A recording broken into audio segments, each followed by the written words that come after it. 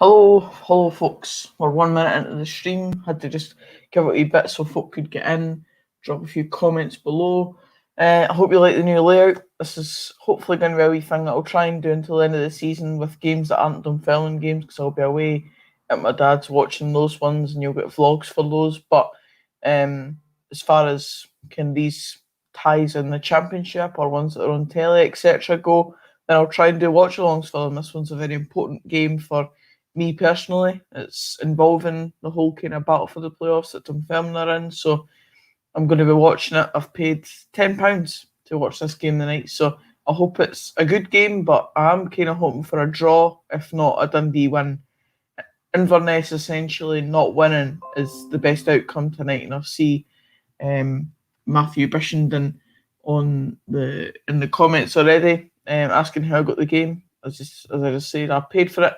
I'm listening to that dodgy commentator that's been much maligned so far this season, and I think they're still using the AI operated cameras by the looks of things, so we'll see how that pans out throughout the night. But as I said, it's a very important game, this one, for both Inverness and Dundee, clearly, but in my case, Dunfermline as well, just because we're all in that battle, and it's so tight.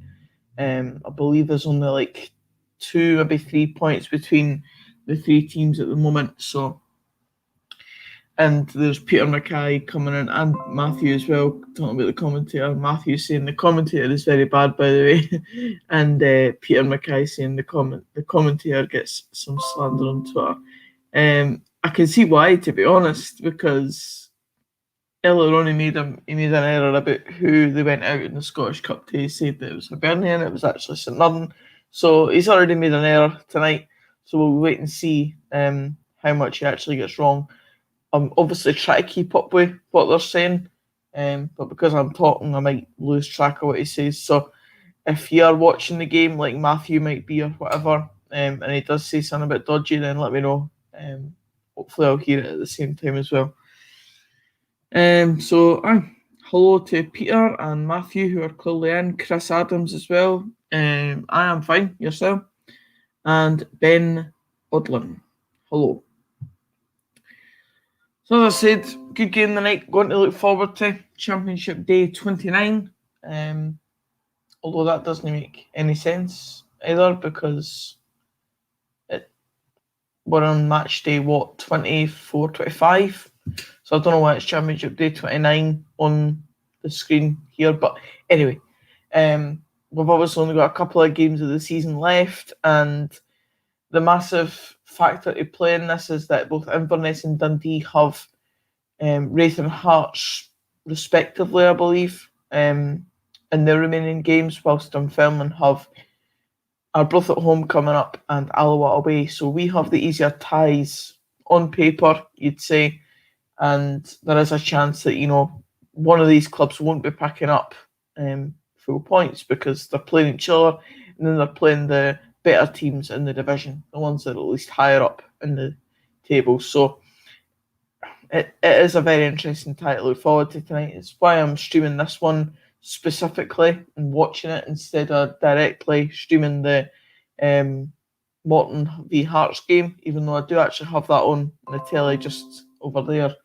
I've got a double screen set up tonight with Inverness v Dundee game and Morton v Hearts, got one on mute and one in my ear, one of my ears for headphones. So I'll be keeping up with all of that.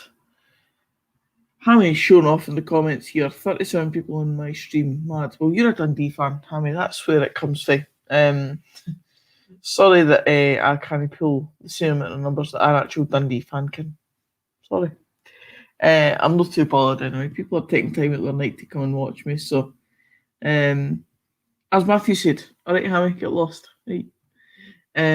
Score prediction asks Peter. Now, score prediction. I do think Inverness are in quite fine form, and I've seen Dundee's lineup, which I can actually show you just now. I can show you both the lineups. So Dundee's lineup looks like this.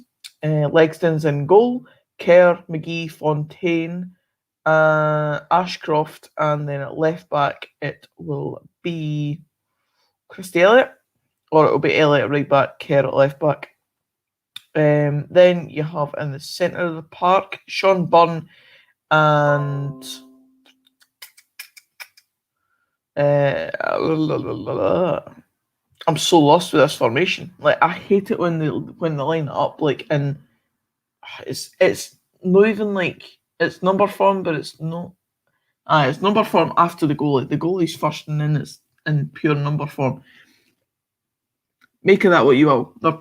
Essentially, what I was going to point out is that they've got Osman So on the bench, Max Anderson, Charlie Adam, and Jason Cummings on the bench, who I'd consider starters in a Dundee team. So it's a difficult one. They've not got as many match winners on the pitch as I'd expect them to have had in a game of this magnitude. So that's the Dundee lineup. And then the Inverness lineup, I think they've gone with more of a formation-based lineup, so I'll probably be able to actually tell you this one. Richards in goal, Carson at right back, Mackay, Devine at centre half, Harper at left back. I'm not entirely sure who Harper actually is. Welsh in central midfield along with Allardyce and Scott Allen, Daniel Mackay, Shane Sutherland and Todd. So I think I like you a 4-2-3-1 with Welsh and Allardyce holding.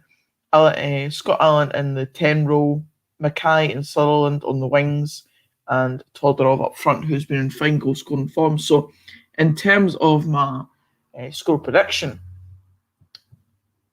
as I said, I think Inverness have been on very good form, and because of the lack of immediate match winners, in my opinion, in Dundee's lineup, I think I'm going to go for an Inverness win, even though I don't want it to happen. But what I want to happen is a draw. So I'm going to go for a 1-1 or 2-2. Hopefully there is goals in it, because I didn't want to have paid 10 quid for essentially nothing. But it's looking like a decent game. It's kicked off right now. We're 10 seconds in. And we'll just wait and see what happens. On the other screen right now, we've got Morton v Hearts. Hearts team coming out. They're getting the Guard of Honour by Morton players. At the moment, Craig Gordon coming out, Hearts captain. And my prediction for that one is 2-0 Hearts. I think Hearts should come out here and relatively stroll it. I don't want to sound too right against Morton or anything like that, but I'm expecting I'm expecting a Hearts win in that one. How many say he's no bragging? I know. I'm just making a wee snide comment. It's fine. I remember you said him. Hopefully we can get back to stadiums, and I'll see you at some point next season. Chris Adams going for a 1-1 as well. I hope so. Have you seen it's a 4-4-2? Well, if you can tell me who the central midfielders and all that were, then I'll be grateful, because I could only see, who was it? Sean Byrne. So get back to me line. Oh, there he is, Chris Adams. McGee with Byrne in midfield. So it's a 4-4-2. Take McGee out of the defence, put McGee and Byrne in the midfield, with McMullen and McDaid on the wings, and Mullen and who's the one up front? Afolabi. So a bit of a different lineup for Dundee. I think they've gone with maybe a wee bit of a different setup in terms of personnel, because I would think they would always want to play the likes of Cummins, etc. But probably away from home, maybe they've gone with something a bit different. Hammy, get out of the stream, bro. Focus on your stream. No, I'm quite happy for Hammy to stay. Quite good. Get as much people involved as possible. Eh?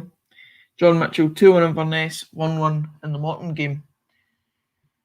Be an interesting result for Morton, that, because it started to pull them away from that wee bit of danger that they find themselves in at the bottom of the table. So we'll wait and see on that one. 1885 Ben is a pundit. Michael Stewart wish he was. Cheers for that. Hopefully one day I'm on the BBC. Peter Mackay, I'm saying 3-1 Inverness. Todorov, Sutherland and Mackay score.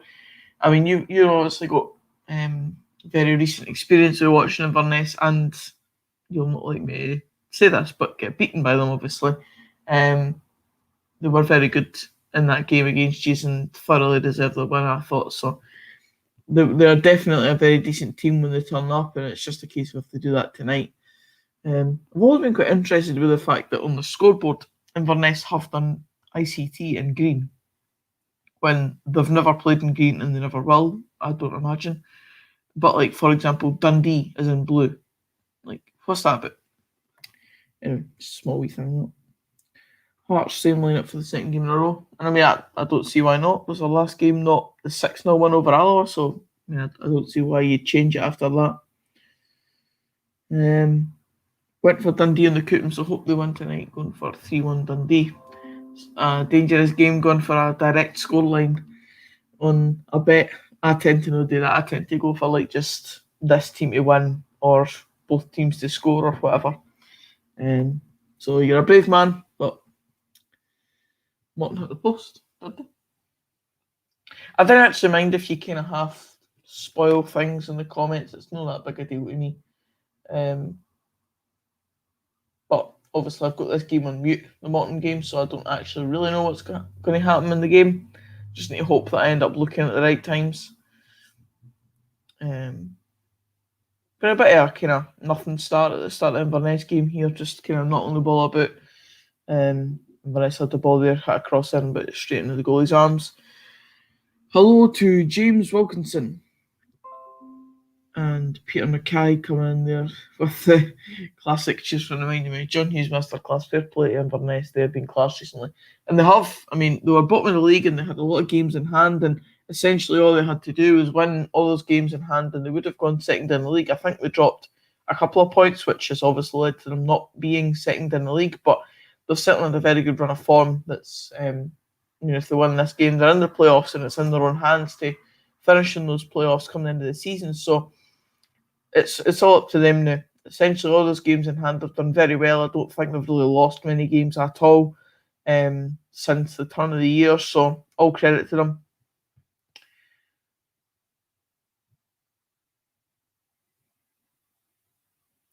We can a chance there for Dundee, throw in by Fontaine, long one into the box, a flick on, and a kind of half chance for Dundee, hit wide of the post. Chelsea are leaving the European Super League. Is that being like officially confirmed, or is it just like paper talk? You see it all the time. Oh, no, I'm seeing it now on my Twitter actually. Just got a notification. Roman Abramovich decided Chelsea could not go ahead with joining the Super League, and he gave the green light for the club to start preparing documentation to pull out. What was the point in the first place then, man? Causing all this uproar for absolutely nothing. Will they end up just going ahead with it and try to just get another team involved? Who knows? Will they just go and will they push ahead with 5 English teams and go and try and persuade another Italian team or, Spanish team? I don't know. It's a mess, and I'm glad I've kind of kept my mouth shut on it because it just seems like a lot of folk are getting very stressed about it. I know it's a big thing in football and it's going to massively change the landscape of football, but I've caused myself a lot of lack of stress by not getting myself fully involved in the conversation. Listen to your commentary rather than that shite Bannerman speaks. I don't know the actual guy's name. That's the first time I've heard any reference to the guy's name. But as mentioned earlier in the stream, he does seem to get quite a bit of stick. So you can listen to me. I'm fine with that. Just keep me on and mute that. Watch the game. Listen to me. I'll try and keep you up to date with the game. I'll not be commenting on every single thing that happens in the game like they might be, but I'll certainly give you updates on the goals and what I think of them. And you'll be watching the game, so you'll have your own opinion on it as well. There's a Dundee fan, must be James Wilkinson. Come on the D's. John Mitchell, Chelsea fans exist. I've seen those pictures on Twitter and stuff. Them outside with banners and whatever. So potentially it's just fan unrest that's giving them the impetus to pull out. Which I mean, it's the right thing. The fans have been protesting ever since the announcements were made, and maybe the pressure's just gotten to some clubs who felt like it was the right thing initially and they've had second thoughts. No to say good on them because they were going to ruin football essentially by making the decision in the first place, but the fact that the fans have protested against something so heavily that it's forcing clubs to pull out of it, good on the fans. Peter Mackay, they can pull it all they want, but they have agreed to in the first place.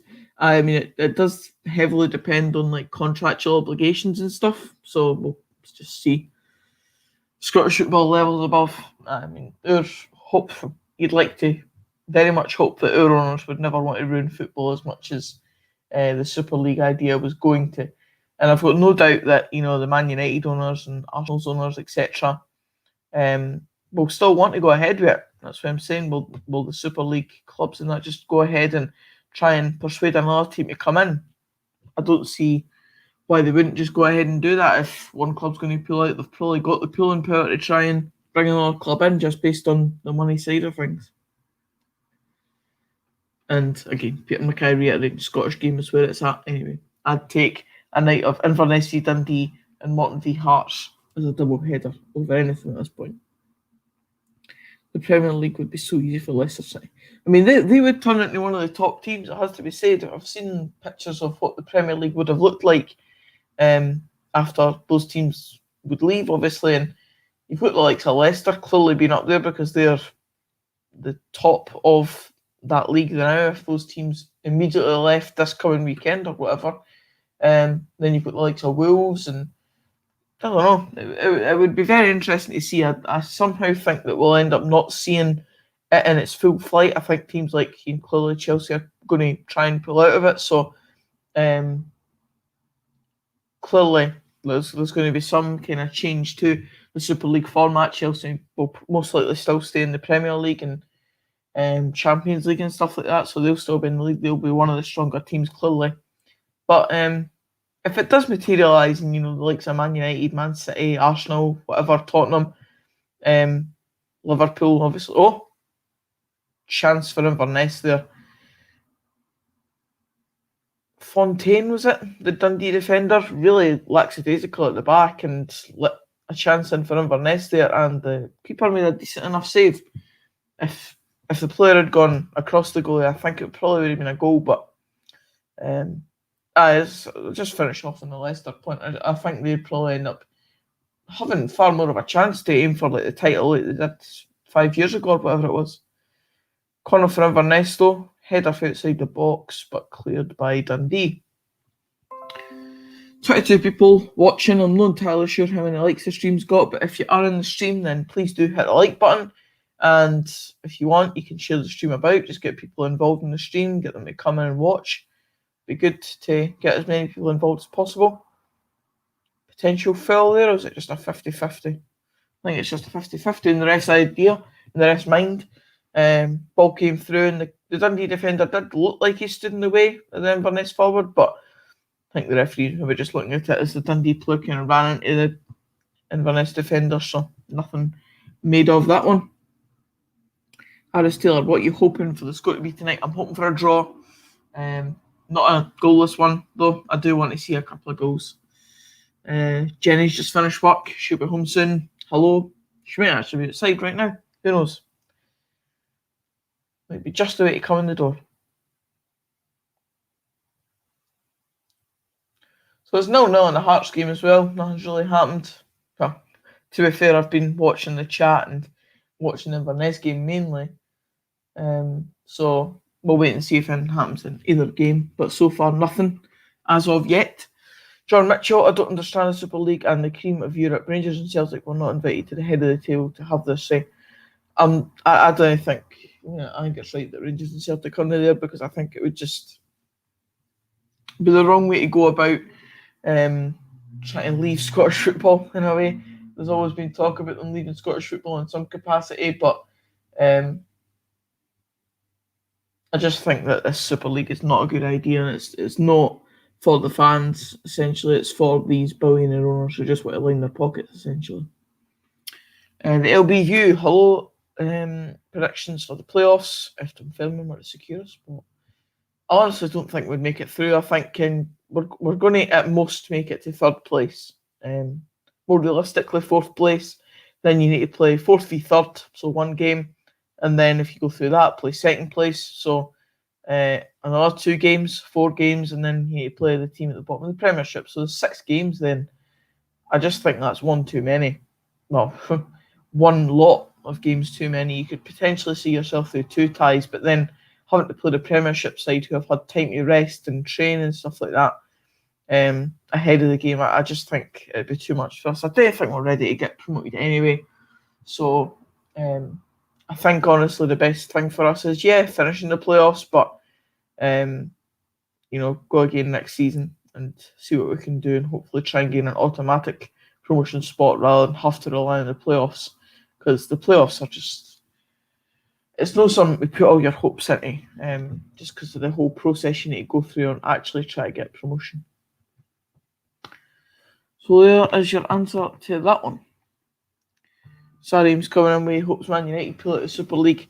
I'm sure a lot of Man United fans think that as well, but the Glazers and stuff, with being American, all about the money and stuff, I just can't see Man United being one of the clubs that pull out.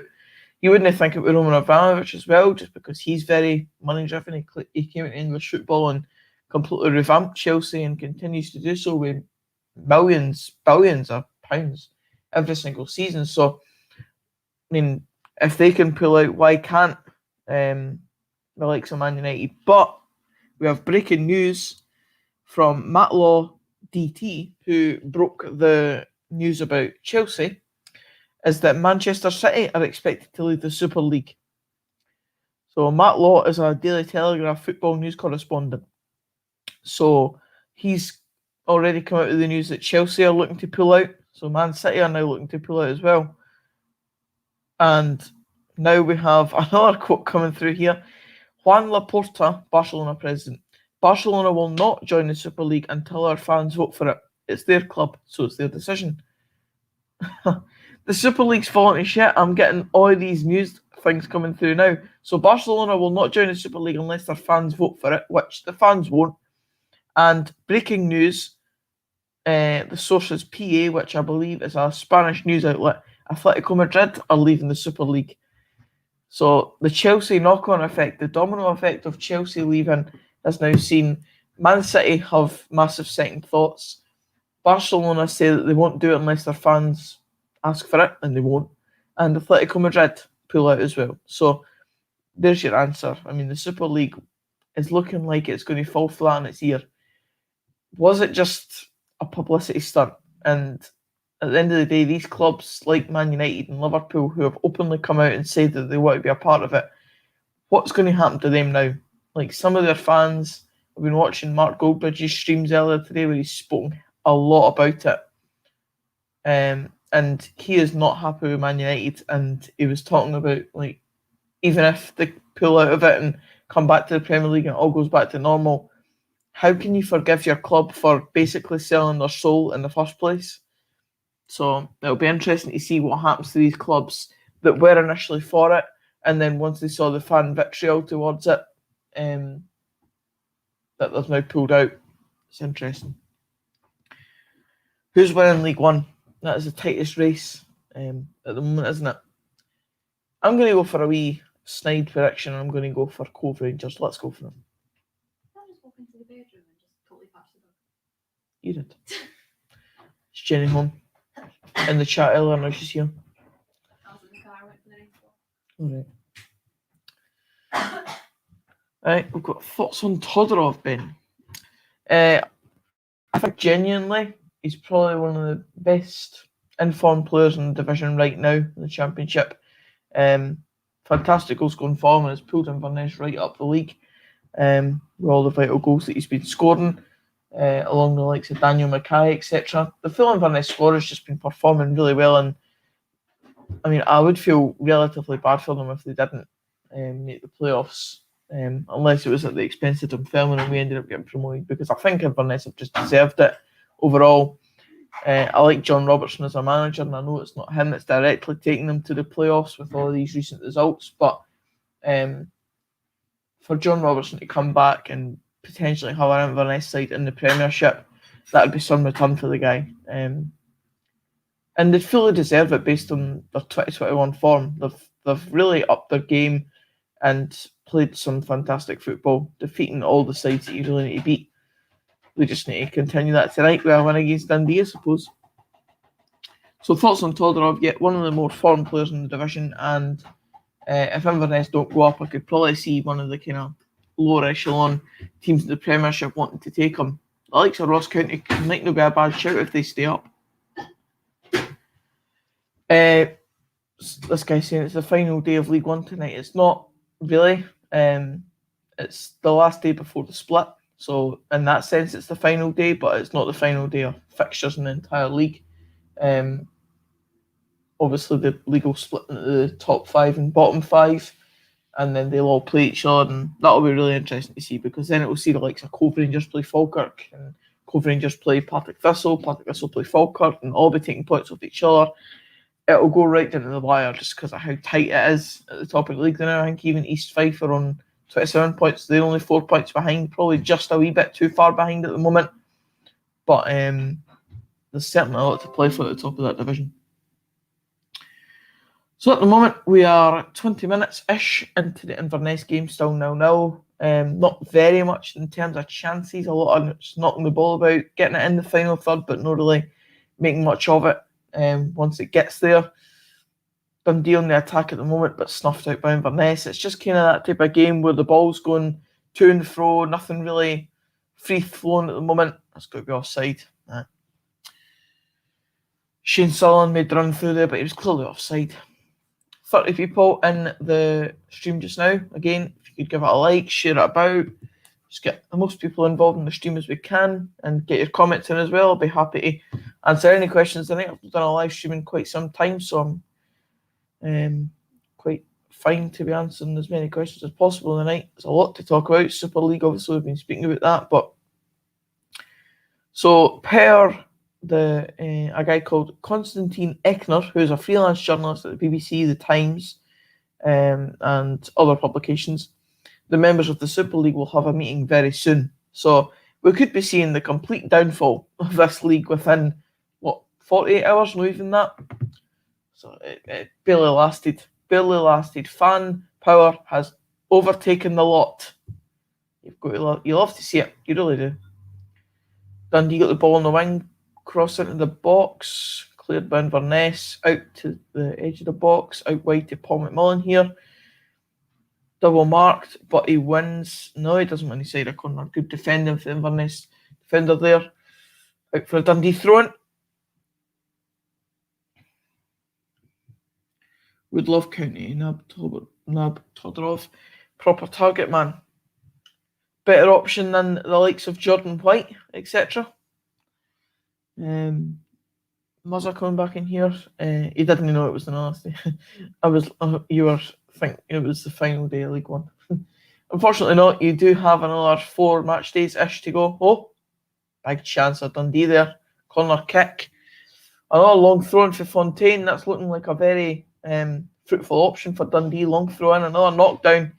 And I think it was Ashcroft there hitting the shot, deflected over the bar. Dundee take a quick corner. McMullen looking to get in the box as quick as possible. Beats his man on the wing, puts the cross in. Goalie gets the ball. Mark Ridgers. I really rate Mark Ridgers, actually. Very good goalkeeper. Scott Fleming, you reckon the Pars will make the playoffs? I kind of hope they do, just to get 4 more 5-star games. I mean, that would be a relative good side of it, although they'd be very nerve-jangling and I would not like to be watching them, although I would be, of course. Chance for Inverness. Got to be a goal. Offside. It was Nikolai Todorov, and the form he's in, you were banking on putting it away, and he did, but offside. Very good ball in, but Todorov was just offside. But in terms of Pars making the playoffs, I hope we do. This game tonight will go a large way to showing if we have a chance of making them. But I hope we do. I don't think we'll go right through the playoffs and get promoted. John Mitchell, Todorov could not make it at Hearts. Think Championship is his level. I mean, it's you can say that in a way, but it was a few years ago he was at Hearts, so he's clearly had that bit of development now. He's played at a consistent level in the Championship and scored goals, and he's running through here actually. I thought it was going to be offside again, but he's played the ball into. It's going to be a goal. Oh, Shane Sutherland, good save from Legstons in the Dundee goal, and Dundee clear and get a foul. that was good play for Inverness. They're looking the stronger side at the moment, making more attacks and getting more on the ball. Certainly getting into the final third more, but another chance squandered. I thought there might have been an offside call at the start of it, but made its way into the box and a good save by the Dundee goalie. But I think Todorov could do well at the Premiership level. I just think he's gained confidence now. He's a few years older, a bit more mature, knows how to play the role better. I think it could work at a lower league Premiership club. Peter Mackay back in again, perhaps better than White. White's been decent with a few goals, but Todorov's general finishing is far better. I would have to agree with that. If Todorov's far better player on the ball, their aerial ability is probably quite similar, to be honest. They're both similar in height, and I think Jordan White's main attribute is his heading ability, and because of the height advantage that he does have. But Todorov's certainly up there, and I think he's just a better on-the-ball player. So if I was to pick between the two, if they were in like a transfer list or whatever, I would definitely go for Todorov over Jordan White. Scott Fleming, Wraith Rovers to consolidate. I'm not going to say the first word. Wraith Rovers to consolidate second place on Saturday at Dens. That'd be a very big win for Wraith Rovers, and it would certainly consolidate their place. They've consolidated their place in the playoffs already. Which is massively testament to how they've done this season. I expected them to be a surprise package this season, but I can't say I had them in the playoffs, and certainly not as high as best of the rest. And it looks like they're going to finish there unless they monumentally muck it up and Dundee win the remainder of their games as well. So, good on Wraith Rovers. I say they've played well. They've deserved it. Dundee have a free kick here on the edge of the box. Paul McMillan, poor ball in though, cleared by the Inverness defence. Dundee will look to put it straight back into the box. All the defenders are staying up. They knock it down, but Inverness clear again. It's still 0-0 in the Morton Hearts game. I think Hearts have just had a chance. No, corner kick for Hearts, I believe. Crossing for Shea Logan was deflected out for a corner that Andy Halliday will take. Cross in, cleared by Morton.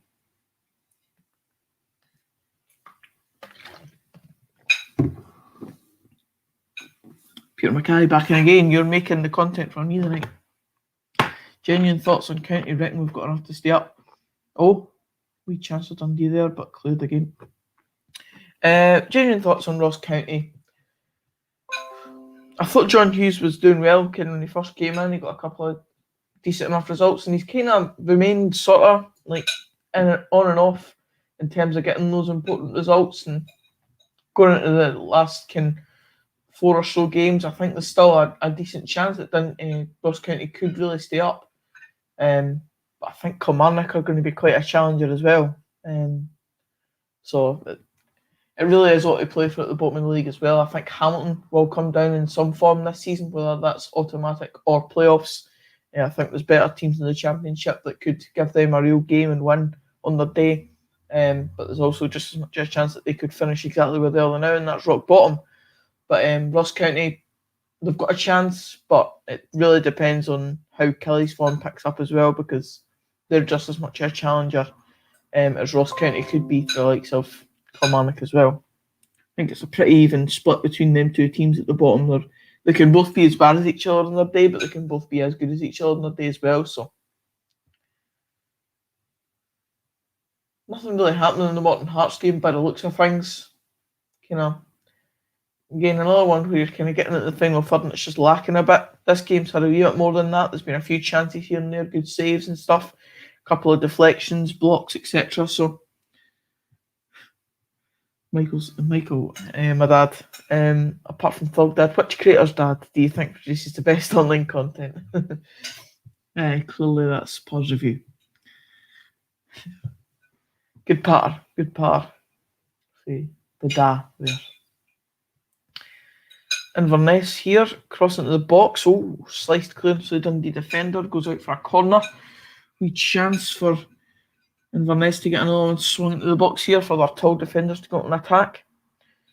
Callum Simpson, we were talking about this earlier. News breaking about Barcelona, Atletico Madrid, Chelsea, and Man City leaving the Super League, mainly because of fan unrest, obviously. So It's an interesting development. It's all falling apart within very little time. There he is. I'm sure he's had a little chuckle at himself in his flat whilst watching the stream.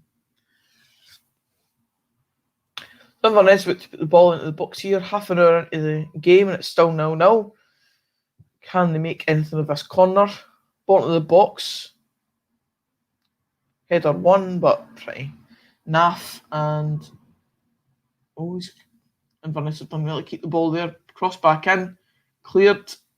They've still foul to Dundee. Foul on the defender in the box.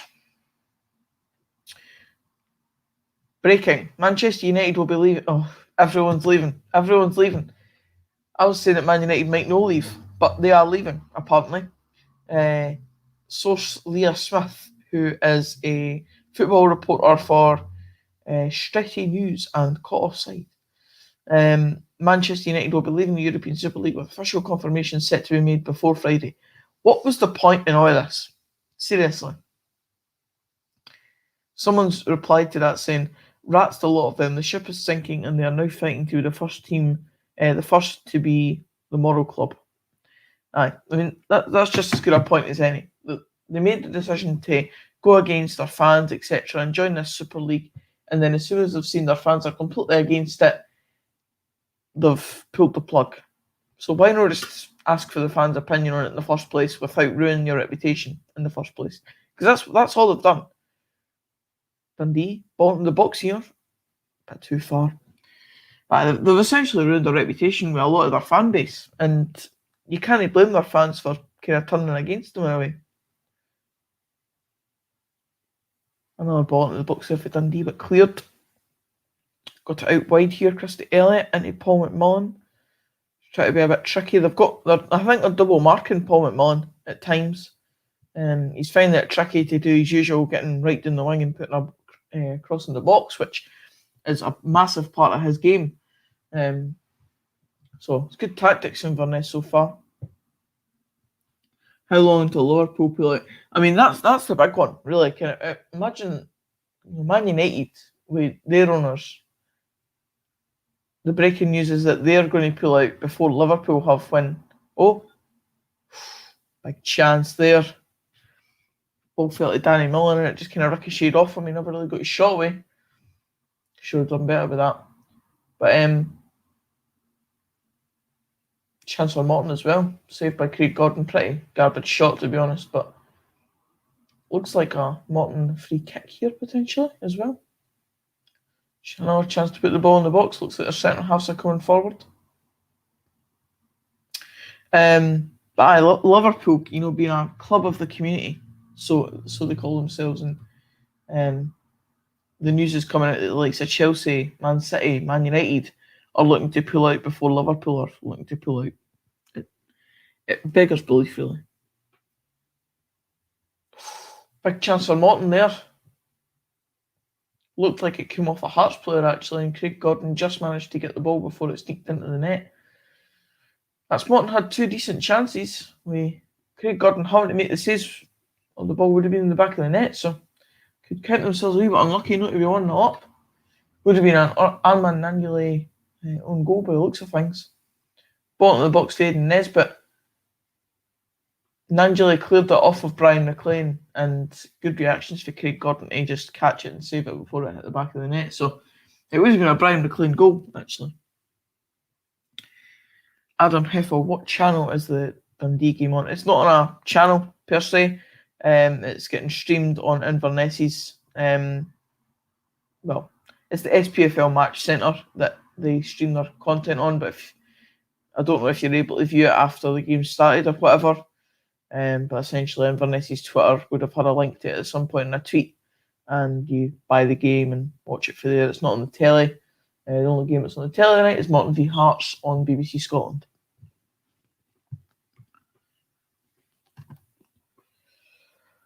Let's continue with the comments coming in. I'll answer whatever comes up. Pierre Mackay again. What a man. How's the robotic camera treating you? It's not actually that bad.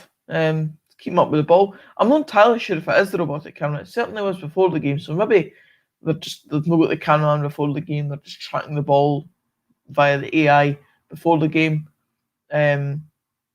and there's a person manually operating it during the game, because it certainly looks very smooth during the game. So potentially there is an actual human being behind the camera these days in Inverness. Rory, is it just me, or is one of the commentators has an extremely annoying voice? Aye, that's the one that usually gets all the flack. Apparently he's sitting in Bannerman or something like that, but he has been getting a lot of flack this season for not only the accent but the stuff he says and the the facts that he comes out with that just sometimes are far from the truth. Yeah, Peter McKay, that would be Andy Bannerman. I actually don't know who that is. Can you enlighten me who Andy Bannerman is and why he's even known by name? I wouldn't have a clue who that is. It's weird, like, is it a Highland accent? Is it like an Inverness accent, or is it an English accent? Because it screams English to me. Danny Millen, long shot, miles over. Hearts have a long throw in here, long throw into the box, and Angeli heads it on, cleared by the Morton defence. Mother, hey Ben, I've recently started commentary of Scottish League games on my channel. Last night I got to 1.3k views, most of that ever. Would be know if you checked out. I'll check that out. I'll subscribe to you and I will look at it later on tonight when I get a chance. Good on you. When I get a chance. Just have a look at your channel just now. Mother's Football.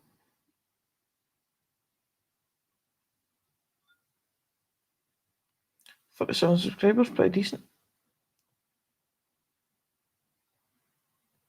Well, yeah, it was the Rangers Celtic game, I suppose, so that might be partly why. But looks good. You've got a decent setup there. It's quite like Fogden's wee setup that he has, and it looks decent, very good. Good professional stuff. If you want to get yourself on camera, that would make the content even better. But the audio stuff, if that's what you're comfortable with, that looks good as well. Good on you. Jack Durham, do you think the criticisms of Robbie Neilson were all justified, or were some over the top? I think they're justified, to be honest. Hearts should be dominating this league, and Hearts simply haven't. If any of the teams below them had been on any type of consistent form, because there was a period where Wraith Rovers, despite how well they've played this season, they were win-loss, win-loss, win-loss. Dunfermline been unlucky in the two most recent games against Hearts, the 1-0 loss at Tynecastle and the 0-0 draw at East End Park. Could argue they should have won those games by a tight margin. Dundee have clearly been off form as well. Inverness had a bad start to the season, and you've seen how much a run of form's done them good. So I think the criticism was fair, and I do think that he will get shown up when they go up to the Premiership. I just don't think he's a good manager tactically. I think he looks to play far too defensive at times when he's got the players to play better. Hello to, is your name Mike? Mike Enzi on Vibto. So I'll guess your name's Mike. Hello. Rory, Ben, any chance you can put a time on the screen so we know what minute it's in? I'm not as technically savvy to know exactly how to do that, and I think the way that Fogden that does that is by running it through OBS streaming platforms, and I run it through StreamYard, which is like, there isn't really a time thing that I can put on that as far as I'm aware. So the answer is no. I will try and potentially look at the likes of OBS, etc.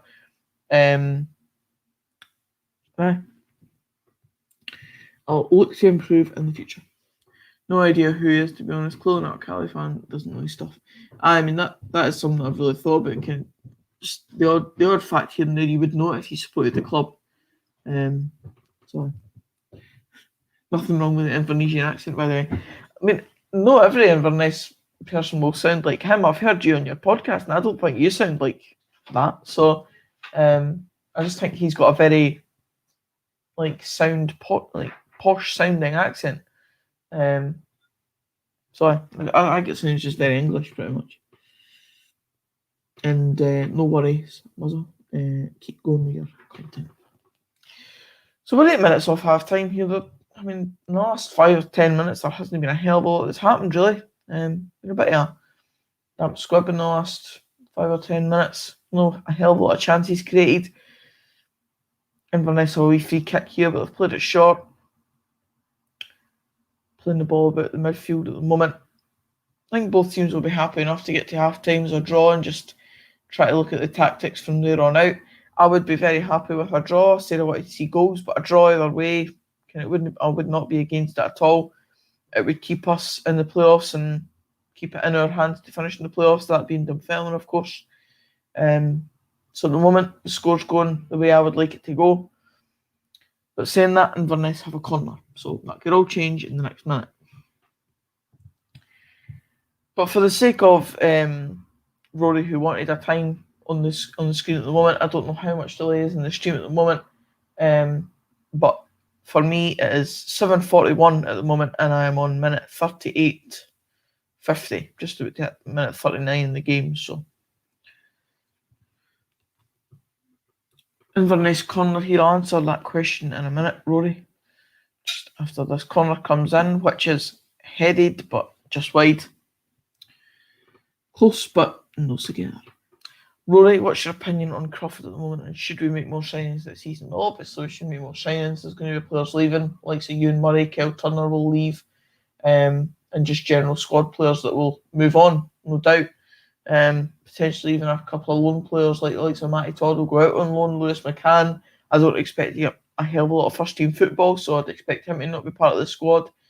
So yeah, there will be signings. I've no doubt about that side of things, but in terms of Crawford, if he doesn't make the playoffs, he has to go, unfortunately. And I don't like saying that because I like the guy. But if he doesn't make his target, then you can't keep him on. It's as simple as that. If he makes the playoffs, I do think he will stay on because the board will look at it that he's reached his target. I don't think they're overly bothered about getting promotion definitely this season. As Hearts attack here, cleared by Morton. And I just think the board will look at it and keep him on and see how he goes next season and hope that he can get involved in more of a promotion battle next season in terms of automatic.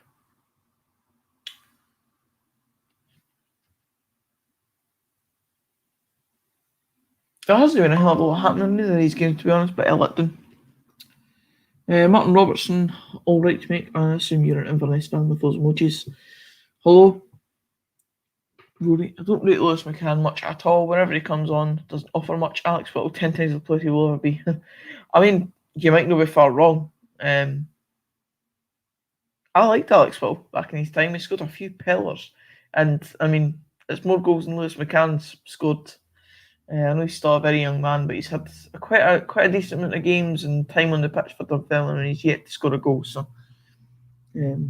I just don't think he's up to the quality that we'll need to get promoted.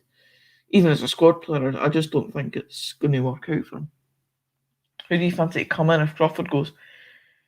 My ideal choice for a Scottish football pick would be Stuart Petrie, Montrose manager. I just think he's done a fantastic job, and I think he would love to manage us as a club. He's a Hall of Famer at Dunfermline. He's pulled Montrose for the bottom of League 2 right up to relative playoff contenders in League 1 every season, so I don't see why he'd be a bad choice. But I think he's got a very decent job outside of football, which might deter him from leaving part-time football.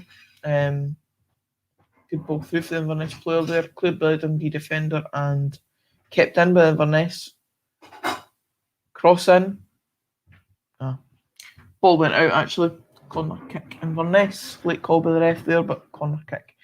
But in terms of what I think will actually happen, I think because of the German investors in the club, could we go down a bit of a foreign manager route? That'd be very interesting. Free kick for Morton here. Aidan Nesbitt, another chance. Header for Morton, another Brian McLean effort, but wide of the goal. And a corner for Inverness. Scott Allen, away to take this one. 3 minutes left in the first half. It's definitely a manual camera operator, by the way. Scott Allen, cleared by Dundee. going back out wide here. They'll look to get the ball back in the box. David Carson, ball in the box, cleared by Dundee again. Headed back in. Cleared once again by Dundee. Paul McMullen gets it. Looks to go on the break. Poor touch. Poor touch. Out for a throw-in.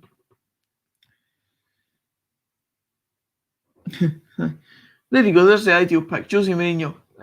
If Crawford goes, we'll just get Jose in. At least we'll be playing real football and there'll be no Super League.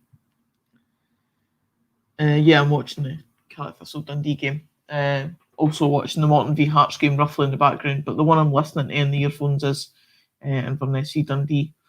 Currently 0-0 with 2 minutes to go before half time. Paul McMullen looked to drive down the wing here. Ball goes out for a goal kick. Came off Paul McMullen last. Thought I was going to say Stuart Kettlewell. I mean, I don't know. Would it be the most horrendous option? You can let me know what type of manager he was. If it would be such a bad option for us. He obviously got Ross County promoted out of the division with the help of Ferguson. Was it Stuart Kettlewell and Stephen Ferguson?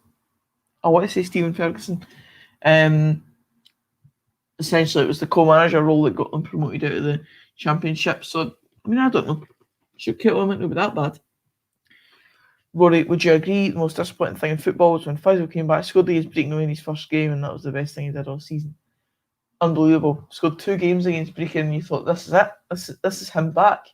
He looked fantastic that day. He looked like this was the Faisal of old. And then he went and scored 1 league goal after that, and it was a penalty against Morton in the middle of December when we were already like 2-0 up. Pointless. Complete and utter garbage.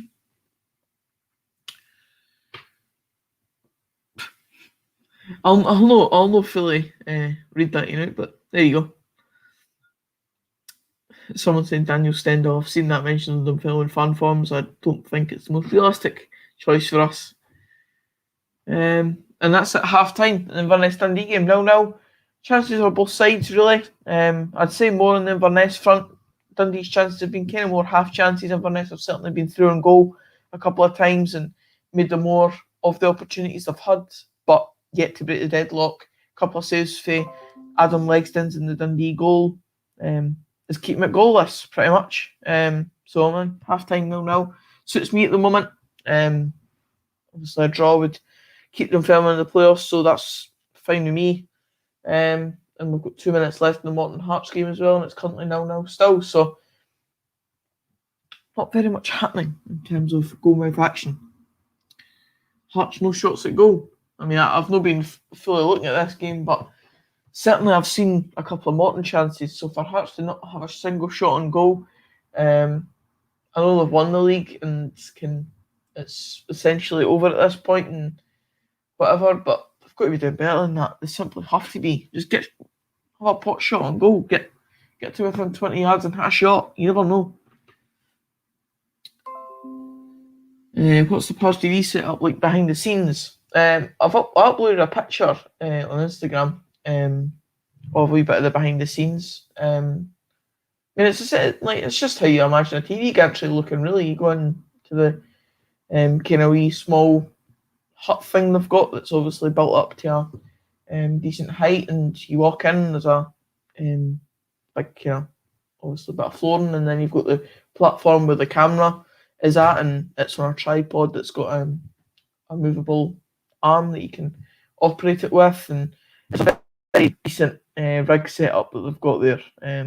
Very, obviously not the extreme high end of output, but it's it is up there, and it's very good stuff. It's highly above what I've ever operated before, and so essentially you've got the camera right in the centre of the TV gantry that looks out into the centre of the pitch. Then to my right hand side you've got the stream being operated through the laptops and stuff like that. And then there's a separate room, so there's a wee door that separates you into the other room, where you then walk into that room, and that's where Bertie and whatever co-commentator is alongside him are doing the comms. So it's a decent setup. They've got a wee telly in there as well to be able to watch the stream live that I was. capturing right next door to them. So it's a very decent setup. I can't really give it any flack at all. It was very good. And I'd be happy to help again. It was a very good experience for me. Cannot say a bad word about it, really. What would you say is most underrated away day in the Championship? I think Somerset Park gets talked about a lot, so I'm not going to say that's underrated because I think it does get talked about a fair amount by a lot of people. I think a lot of folk like the retro stadiums, and the likes of Arbroath and Ayr United do get talked about a lot because of that. So, what's the most underrated away day? I do like Wraith Rovers away, to be honest. I don't know if it's underrated. I don't know how much that one is talked about by people. It's certainly a decent away day, though. I mean, like, it's a unique wee stadium. It's got... Oh, I'm watching at the post as well. It's a unique stadium. I know it's not fully finished in the grand scheme of things, but it's got its own unique look to it. It's pretty much... It's got like 3 1/4 sides to a stadium. I like it. It's got a decent view for the away end. Decent food there. I'll go for Wraith Rovers. You know what? Oh, let's go with that one. I would say Somerset Park, but I do think that one is rated by a lot of people. Stuart Kettlewell was class first in the Championship, but had such big backing from Roy, which helped that. That's the point. Overall, decent manager and could do well with his own players. It is a good point about the backing that he had from above at Ross County. Clearly, they've got more money than the likes of Dunfermline, even though Dunfermline do have one of the bigger budgets in the Championship. But Ross County would surpass them if they were in the same league, which they were, and they did have the bigger budget. They were able to just attract the better players. But we've just got the German investment. They might be looking next season at thinking, well, if we can get manager in, back him with a bit of money, hopefully look for automatic promotion or promotion in some form, get up to the top league. You never know. So I'll keep my fingers crossed for a manager to come in and get a bit of financial backing, because that always goes to help things quite clearly with Stuart Kettlewell. Got the backing of the Championship with the money, better players than the rest. And then, slumped a bit in the Premiership once the quality obviously up to level. Hammy's back in, he's taking a break on her stream. But a sort of nothing game at the moment. There's not been many chances for Dundee. More for Inverness, I'd say. What's your thoughts on it as a Dundee fan? Blue McKinnon, a lot of teams look to be pulling out the Super League signs are promising. It is pretty embarrassing for the big clubs to have even done it in the first place.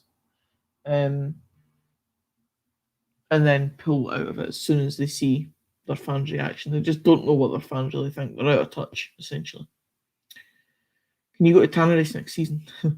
If it's back to normality, proper normality, and neutral fans are allowed to just willy-nilly go into stadiums like I was, I'm sure I'll end up back there. I'm sure I'll end up back at loads of Scottish football stadiums like I was before. So the answer to your question, probably aye, if it's back to normal. Do you know why the stream at Dunfermline games? Oh, he's put on. Do you know why the streams at Dunfermline games are usually about 40 seconds behind live play? I suppose it's just the output levels and just the way that it has to run. Unfortunately, I mean, there's a lot of streams that end up being behind play. I'm not sure if this one's behind play that I'm watching tonight. Even me watching it will be behind for you watching me watch it. So it's just one of these things. When you're streaming to such a large amount of people, there'll probably will end up being a delay in the coverage. I mean, I don't know the full ins and outs of it. I'm not the full tech man that I would like to be. So I'm not the guy to ask for that, to be honest. But I would assume that a lot of streams have the same issue where just the output levels and stuff mean that there's always going to be a bit of delay. Got good chances for Morton here, they could be 1-0 up, and this would be a very important result for them in the battle to stay up, because the likes of Ayr United aren't looking very good at the moment.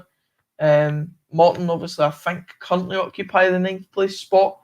So if they can get anything tonight, it would be a bonus for them. They'd look at it, but at the moment, they've got to be a bit frustrated that they're not at least 1-0 up, because they've had the shots, as a guy mentioned earlier. Hearts no shots at goal, and Morton have had, I don't know, maybe 3 good chances to go 1-0 up. So they have to be counting themselves very unlucky to not be in the lead at the moment.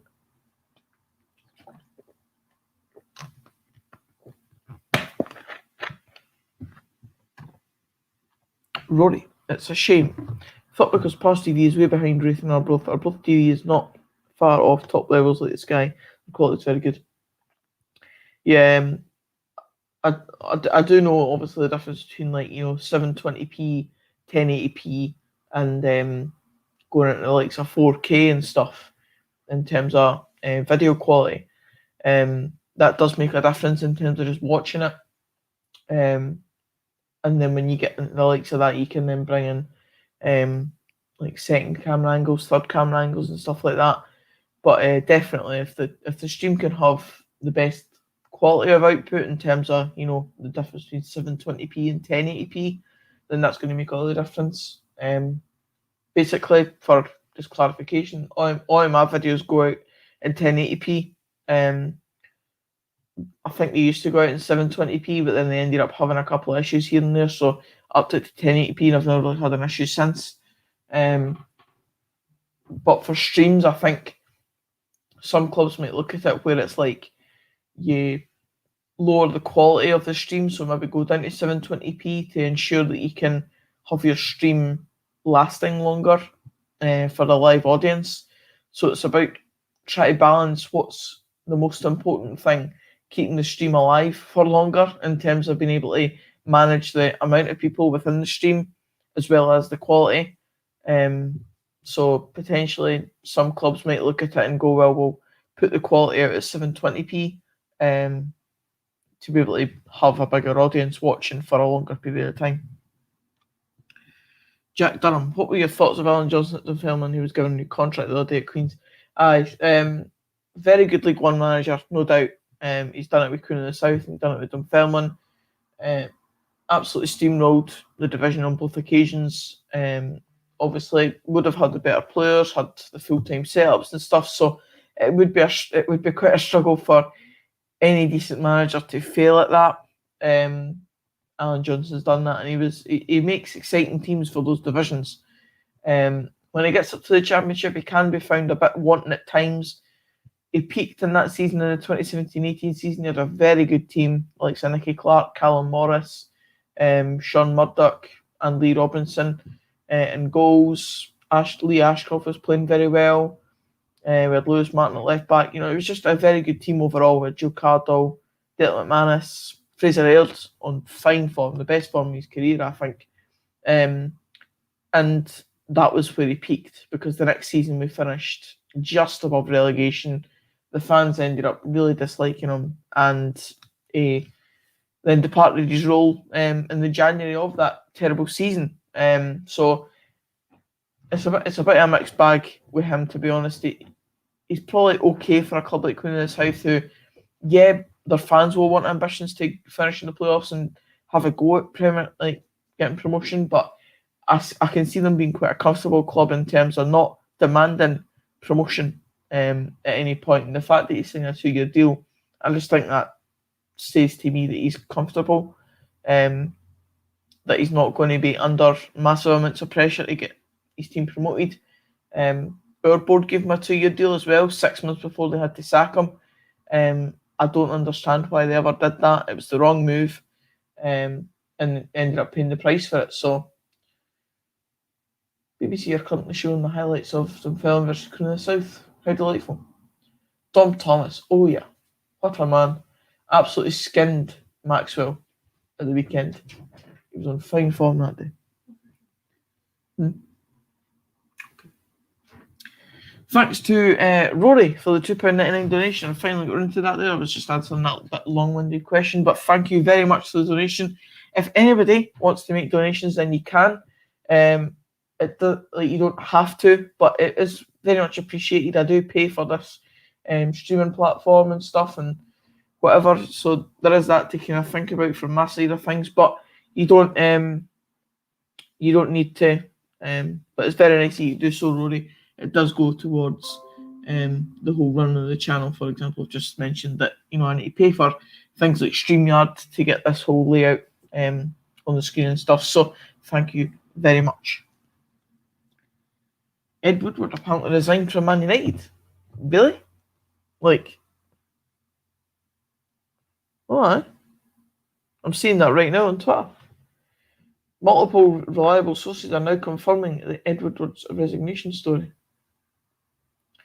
This is a mess. Like, Ed Woodward has resigned as Man United chairman, per Mark Ogden. Man United fans will go from hating life to absolutely celebrating every single little thing in the space of just a few hours. I was listening to Mark Goldbridge depressed out his arse earlier on, and now here we are. Ed Woodward's resigning. Will the Glazers leave? Imagine if the Glazers leave as well. Mental. Johnson seemed to be doing well at Killie until the board sold a player over his head. I don't know if that's the full story behind it though. Was he doing that well? Were they not still doing the bottom end of the league and kind of scrap them above the relegation places? He certainly didn't have them in the top 6, for example. I know that Robbie Muirhead was sold over his head, and I mean we all know about Robbie Muirhead, but I'm not buying that was the only reason why he was sacked. I don't remember him doing horrendously well at Killie in terms of league position. So, aye. John Mitchell, do you think Whiten will be a good sign for Dunfermline? He's proved to be so far. He's on loan at us until the end of the season, and then obviously his 2-year deal kicks in after that. He's certainly done very well so far. I think he scored 4 goals in 6 or 7 games, maybe. He's played almost every game. And he's looking a good signing. Good quality for the Championship. And the likes of Hearts, I mean, I know that they've got Boyce and Nangeli who are going to play ahead of him, and the likes of Ewan Henderson, the young boy, coming through as well. So maybe Whiting wouldn't have got the game time he wants. Maybe the move to Dunfermline is the right move, but he scored goals that Hearts have been needing in the last few months. So the joke's on them, really. You think if we don't get playoffs, Crawford will go? Yeah, I mentioned this a wee bit earlier in the stream. I think he will go. That is his target.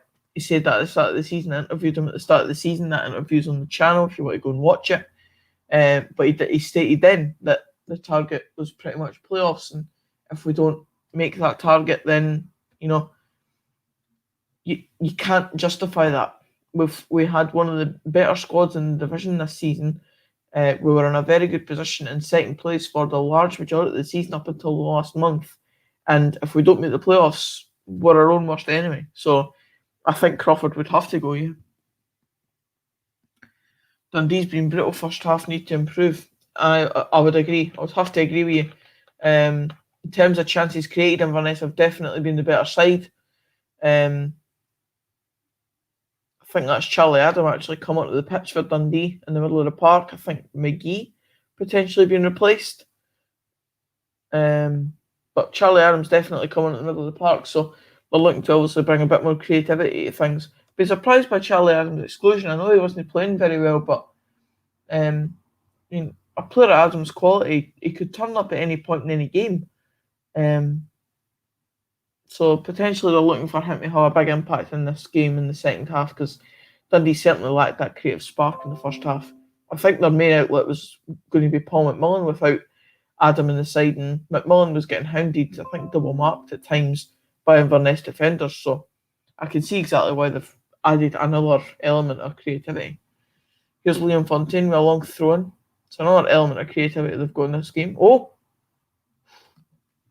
Fired, but very wide. Fired wide by Dundee there. Out for a corner that Charlie Adam will take. The collapse of the European Super League may well see the Glazers cash out and sell Manchester United Football Club. Wow-wee. Holy God. The Glazers, eh? Man United fans will be loving it right now. I'll be watching a Mark Goldbridge stream back whenever I can, because he will be absolutely loving life. Hopefully the German owners can get German players to play for the Pars. we'll have German owners, we'll have German players, we'll have a German manager, and whilst we're at it, we'll just move to Germany. I'll need to adopt a bit of a German accent so that I can do watch-alongs when they're playing in Germany, so I can speak to my newly found German audience. We'll just go full on with the whole German aspect of things. Breaking news from Sky Sports. Sky News understands that Edward would have stepped down as executive vice chairman of Man United.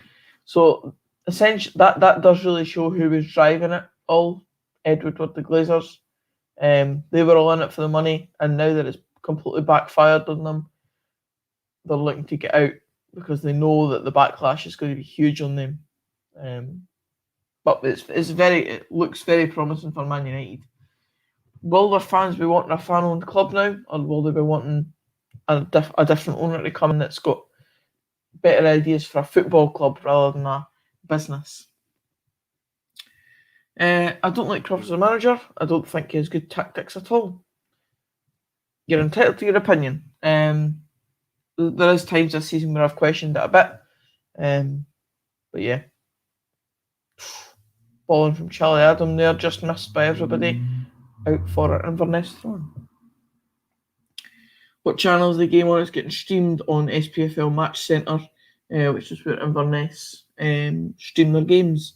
I don't believe you can watch it now because the game has started and we're in the second half. But if you want to watch a game on telly, then Morton v Hearts is on BBC Scotland.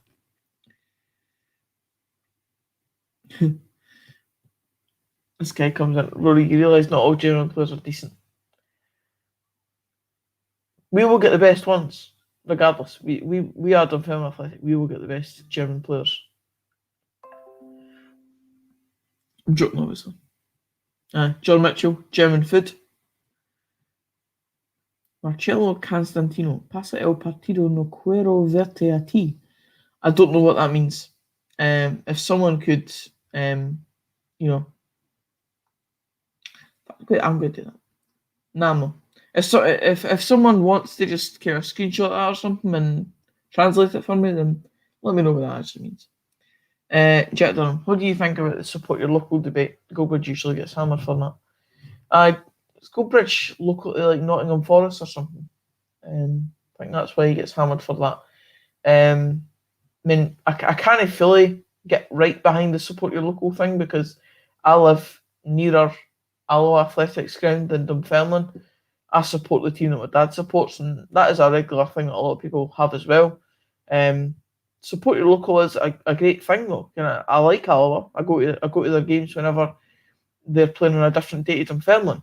And I'm gutted to see them go down because I mean it's a very local game for me to be able to go to, and it's nice to have a team doing well in Manager. Balling for Charlie Adam there. Shouts for a penalty. Don't know really. Nothing really coming of that. If you support your local team, good on you. But I certainly think there's just as much merit in supporting the team that your dad supports as well because it runs in the family. So the only thing that I'm against is obviously if you've got a local team and you're just choosing a team based on your own thoughts and you straight away go for the likes of Rangers, Celtic or whatever. I think that's a bit flawed. I think you should be focusing on trying. Oh, Dundee. That was poor play from, I don't know who that was that ran through there, but poor play.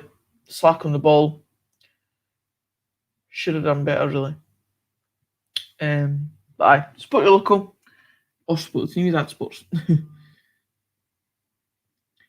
Given Cove's win over Falkirk has brought them and Partick Thistle back into League One, who do you think will win League One? Someone asked me this earlier.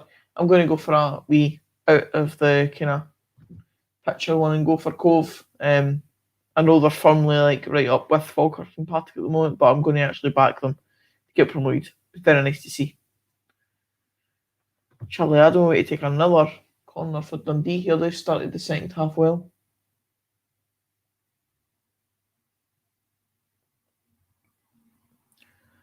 Cleared by Inverness though. Ooh, back in, but pretty tame effort, pretty tame header straight in the hand of Mark Ridgers. Is a draw good enough for us tonight? Remind me who you support, Fitz PL. Dundee supporter. I support Dundee because my family supported them through the years, but I don't mind supporting local and it's good for the community. Who is your local team? Is it Dundee? Is it like Lockheed United or something like that?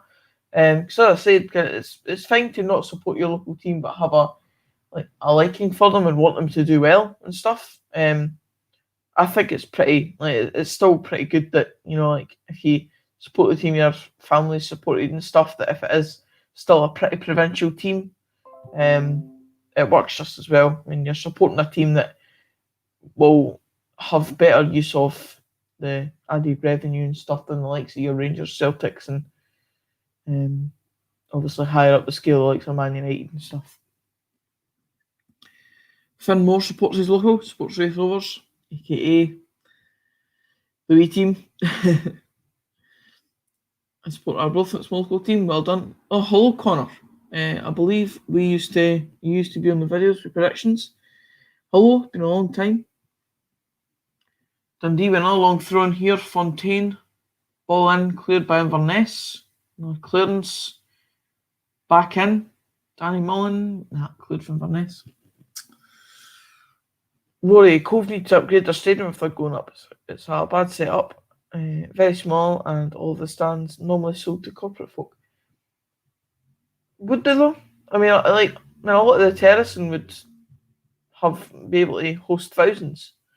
I think their stadium capacity must be in and around the kind of 3,000 to 4,000 mark, just based on having all of that terracing space. They'd obviously have to upgrade it if they ever made it to the Premiership, quite clearly. But the Championship, I don't really see why no. Why they need to upgrade it. It's pretty fine for the Championship. Inverness here on the attack. Got the ball in the box. Ooh, just missed the head of Nikolai Todorov.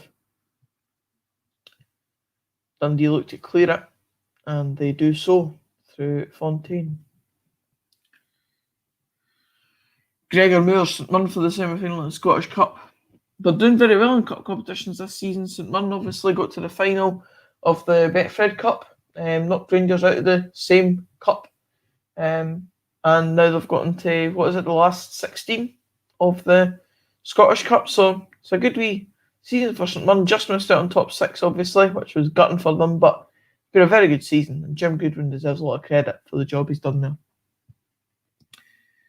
Fitzpeel is a Pars fan. Our draw would be good enough for us tonight. It would keep us in the playoffs, and the last few games would make it in our own hands. So, good stuff.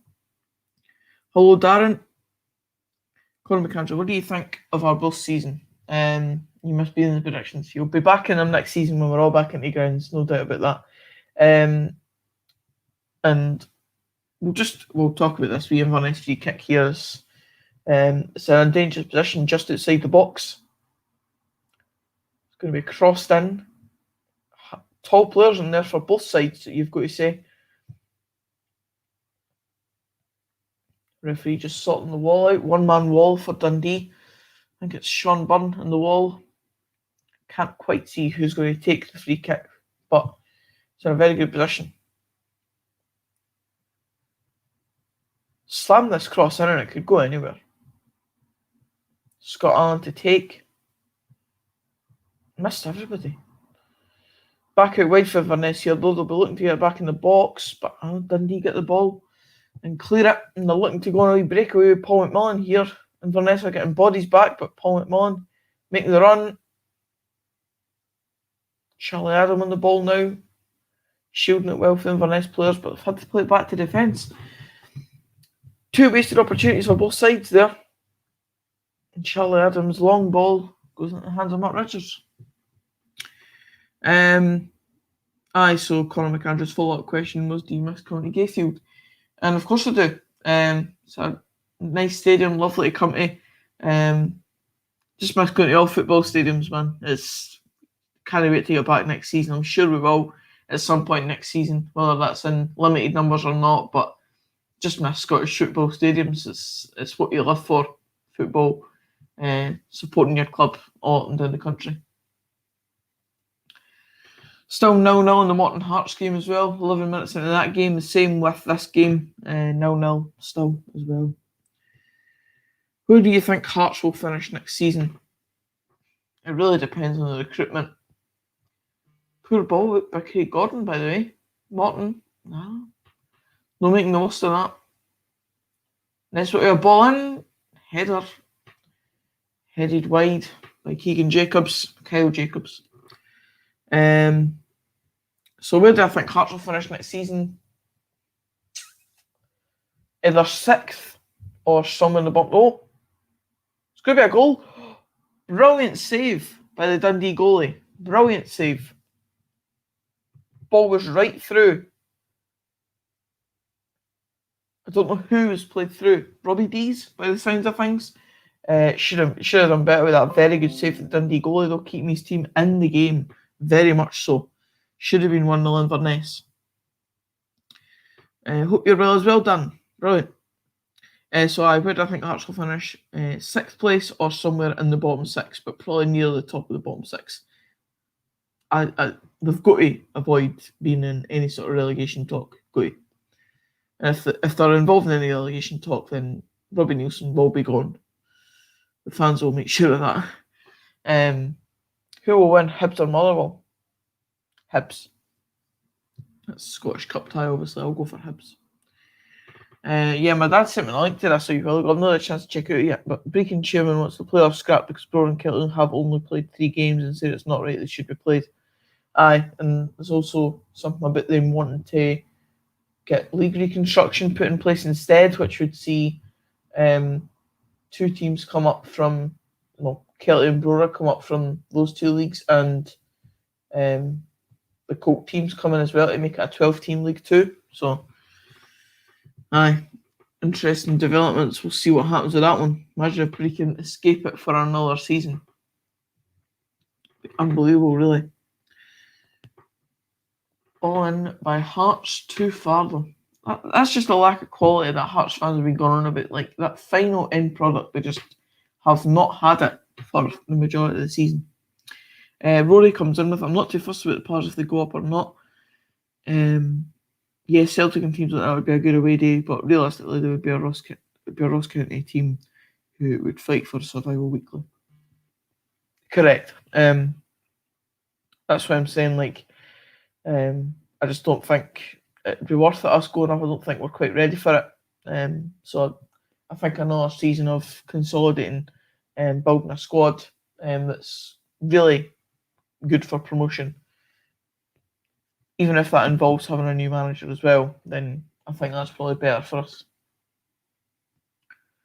So apparently the Juventus chairman, or whoever he is, has now has been reported to have resigned, but Juventus are denying it. So who knows?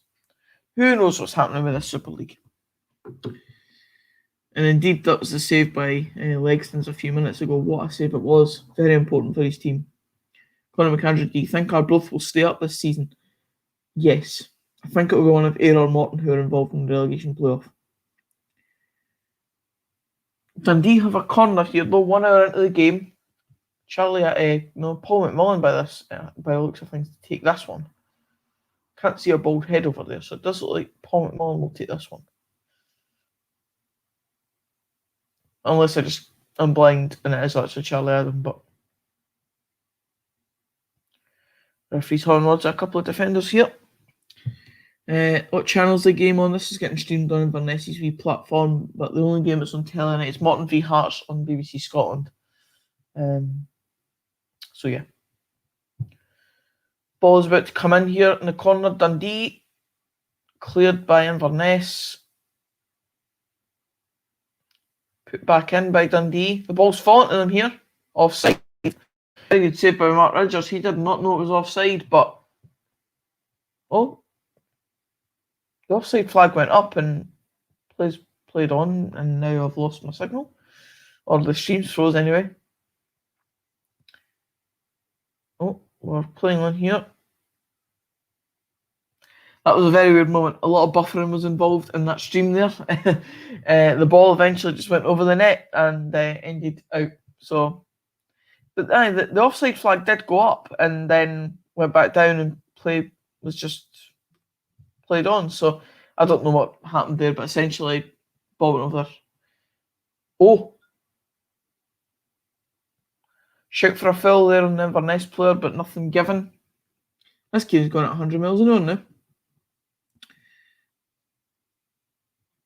How's the game going? Draw would do us perfectly before going. I'll answer this one first. How's the game going? Draw would do us perfectly before going to Dens on Saturday. You're a Ray fan, obviously. I mean, the draw would massively suit Ray Throwers at this point. If not, Inverness win would suit us even more because it would mean Dundee get no points, and I think that would be Ray Throwers secured in second place pretty much. So your streams went off. It went in. It did actually look like for a minute that it did go in, and I was kind of hoping that I hadn't missed a goal. Oh, it's a red card. It was a strong challenge. I thought he maybe got a bit of the ball and it would have been a yellow. I can't. Who's been sent off? Scott Allardyce went in for the challenge, and Charlie Adam potentially went over the ball. I mean, the camera angle is a bit far out for me. But I certainly thought it was maybe going to be a booting. Charlie Adam went down, really holding his knee and rolling about a bit. He's up now and fine, but it's a sending off for Inverness, and that could be massive in this game. Down to 10 men. And it's a free kick to Dundee in a relatively dangerous place for a Charlie Adam delivery. Another Inverness player's been booked in the aftermath, obviously arguing with the referee and having a go at the decision, but that's now, as Peter comes in and says, big game changer, and Dundee fan coming in and saying they need to win this now. They definitely do. This is their chance. It's a chance to secure their place in pretty much third spot in the league, and potentially put the pressure on Wraith Rovers going into the final few games to try and get second place. But they've still got 27 minutes to get that opening goal. Charlie Adam to take this set piece. I'd say it's around about 35 yards out. They're clearly going to deliver it in. It's too far out for a shot. Potentially even 40 yards out, to be honest. But as I said, it's a decent place for Charlie Adam to get a pinpoint delivery ball in for a centre half to nod home.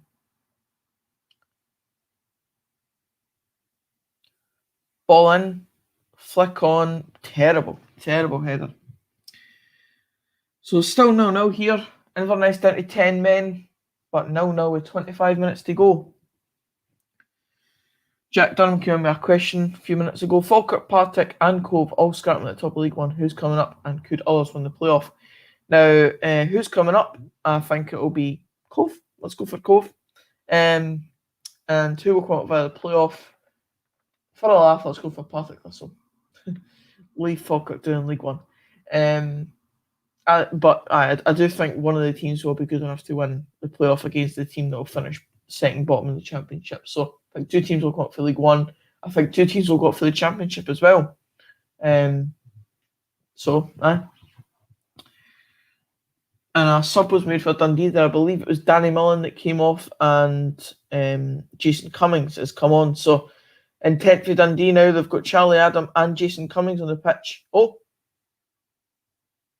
surely that's a pass back. It is a pass back. I think it was Charlie Adam in the middle of the park, hit it right back to the Dundee goalie. The ball was in the air. An Inverness player was putting pressure on the goalie, and the goalie decided to catch it when Charlie Adam clearly was clearing it back to the goalie. So it's an indirect free kick here in the box to Inverness. Dundee are obviously going to put about 8 or 9 men in front of the goal here to make it as hard as possible. It is an almost impossible shot to score from this angle, especially with the goalie there, who will surely mark his near post.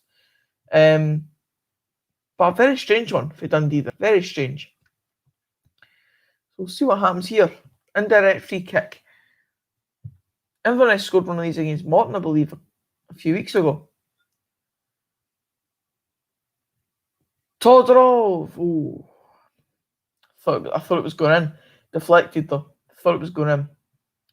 He did actually get the angle to be able to get the shot on target if it had gone through the defenders. Scott Allen. Ooh. Cleared by Dundee. Looking to go on the break now. Got got decent numbers in this wee break here. Declan McDaid on the wing, out for a throw-in. Dundee have been to Cove away and we played them in the cup, decent away day. I was quite like to go there as well, I've never been there.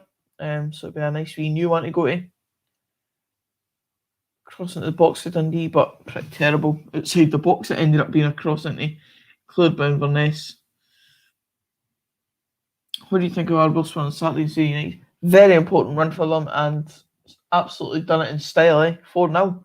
You cannot argue with any of that. Arbroath have been fantastic in the last 2 seasons of the Championship, and I think they deserve to stay up.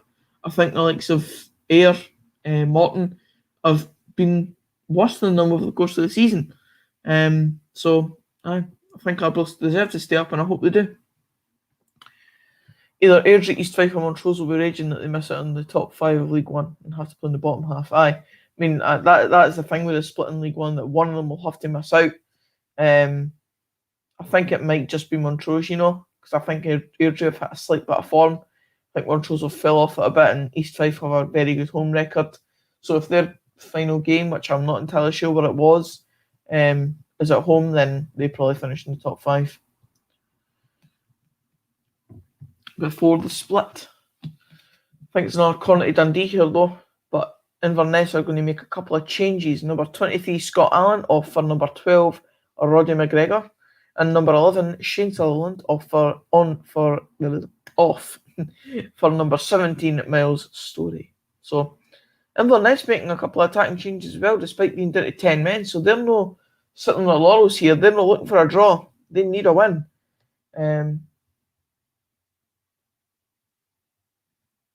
But yeah, so I mean, their subs are definitely taking their time to come off, so they're time wasting in a sense, but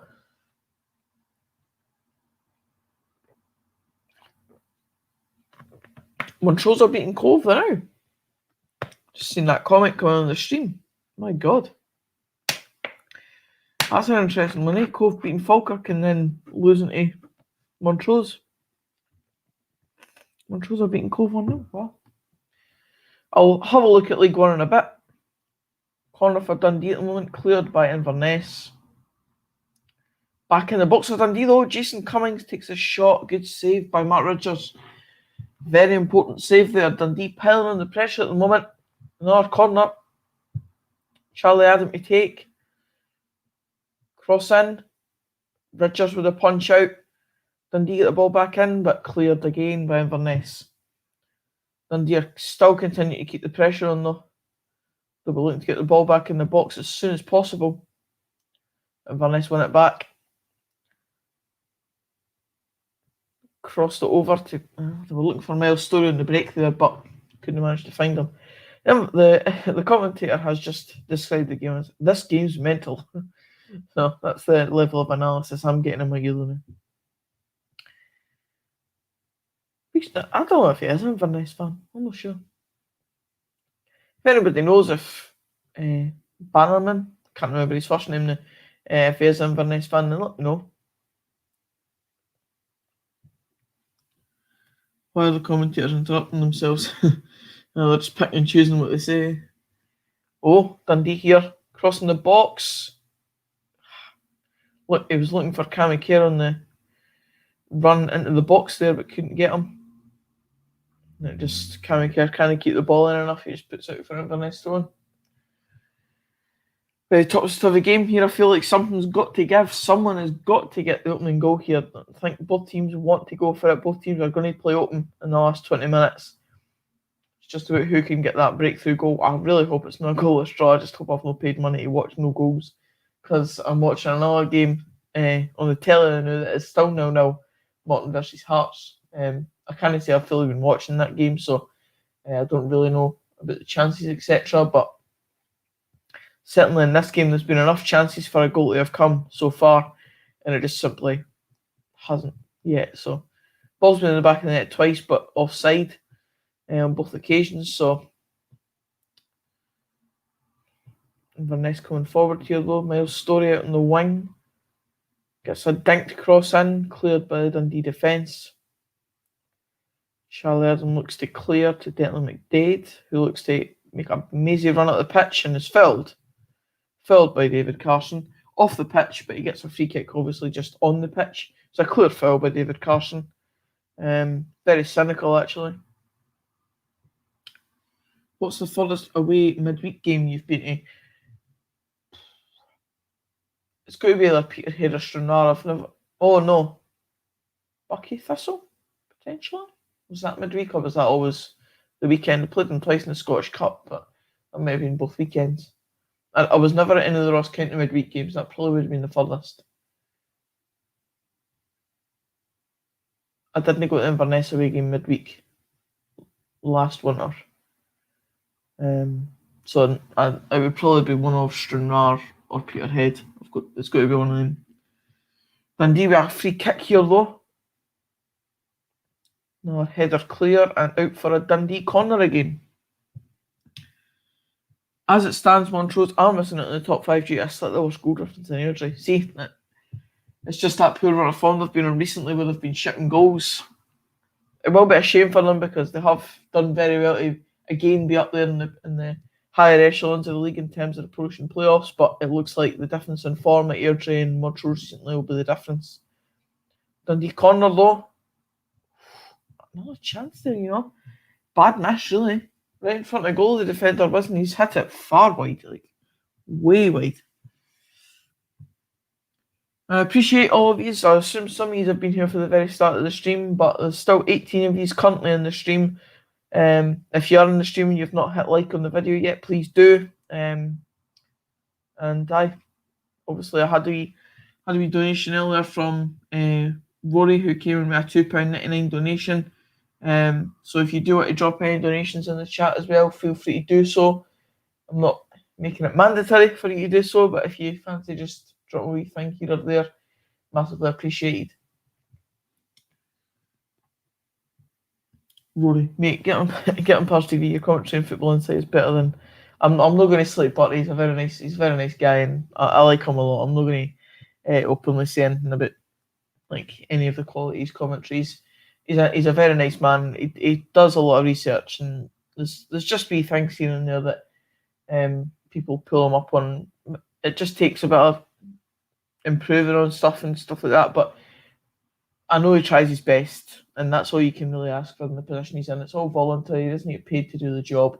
He's doing his best. But thank you for the compliment. I really hope that I'm involved in more past TV type stuff, especially the commentary side of things, because I do enjoy seeing live football games, etc. So hopefully there's more of that in the future for me, whether that's past TV or in other ventures. Dundee just can't score, so frustrating. I have to agree with that. It's the case that you've been putting under pressure the last, 10 or so minutes ever since the red card, and you just haven't been able to find any sort of breakthrough. The quality when it's got to that final shot, it's just been missing. Got to be said, the stuff that I've seen in the Morton Hearts game as well is very similar. There's a lot of the sort of getting it into that box, and it's just no good enough. Sean Byrne is off injured at the moment, and it looks like Max Anderson will come on to replace him. Injured by the looks of things, limping off the pitch, and to say the youngster will come on to replace the ex-Dunfermline midfielder. What's the usual home attendance for the Pars? I'd say our average over the course of a season would probably be below the low echelons of 3,000, so like maybe 3,000, 3,100 on an average. On our better days against the likes of Dundee United last season, we would be getting around about 7,000. So, if we do well, the crowds go up. That's essentially what it's like. But when the team's just playing relatively average in a mid-table championship environment, then I'd say the average attendance is probably around the 2,500 to 3,000 mark consistently. Morton getting played through there, but nothing comes of that either. Inverness trying to make a wee bit of a breakthrough here. Got the ball, trying to get it in the box, cross into the box. It was looking like it was going to come there, but out for a throw-in. Anthony Green. Hi Ben, how's things, mate? I'm a Celtic fan. I'm from Bells Hill in North Lanarkshire. Take care. Cheers, Anthony, for dropping in the stream. Nice to hear from you. I'm good. Hope you're well as well. Scottish baller.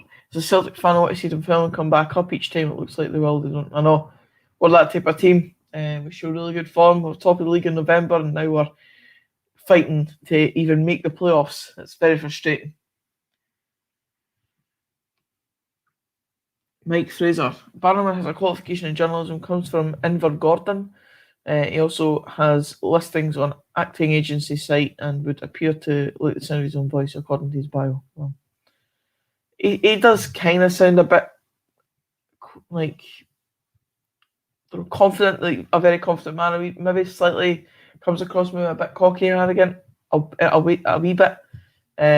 He certainly has been getting flack this season. I've seen it a lot online. So we've got 15 minutes left of this game and it's still 0-0. I really hope there's some goal coming from somewhere, but the game at the moment's kind of just petered out into less chances being made by both teams. Currently Inverness clearing the ball at the pitch via Mark Ridgers. It's not a clear-cut chance being made in the last few minutes. Oh, slack play there. Free kick. It's got to be a booking. Right, booking for Mackay. Late challenge. Oh, wait, no. Is it red?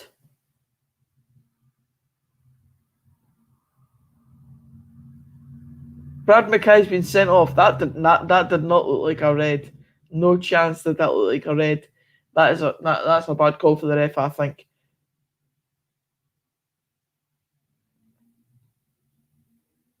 Well, it will be a red, lad. Brad Mackay's walking off the pitch. Aye, it's a red card. I thought that was a yellow. Caley Thistle down to 9 men. I can't see them winning this game at this point. It would be a miracle if they did. Dundee have to win this game. Aye, there's a Dundee fan coming back in. Surely we should win this. I think he's have to. Charlie Adam with the ball in. Oh, it's a goal. Dundee goal. Jason Cummings. Charlie Adam ball in. Jason Cummings goal. And that is 1-0 to Dundee. There he is. Cumdog himself. Charlie Adam ball in. Was flicked on from someone. So Charlie Adam won't get the direct assist, but Jason Cummings taps it in. And that just shows you the changes that James McPake made in terms of substitutions. Obviously, he didn't start these two players, but changes that he made in terms of bringing on subs has been fruitful for Dundee, and it's got them the 1-0 lead. But that decision to send off another player for Inverness, I don't know if I fully agree with that at all. I think it was a very harsh decision. The first one potentially could have been debatable whether it was a red card or not. I think it was probably the most likely of the two, but that second one to me looks like a yellow.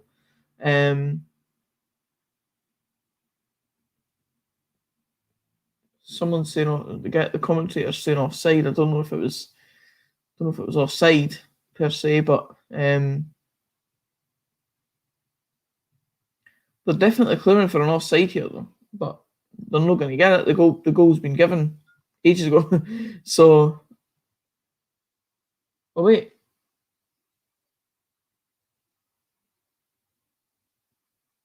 It's not even a goal. It's not even a goal. There's scoreboard saying bloody 1-0. It's not even a goal. It was not given. It was offside. It took that long for them to come to make their own minds up. And their scoreboard still states 1-0 to Dundee. Change it.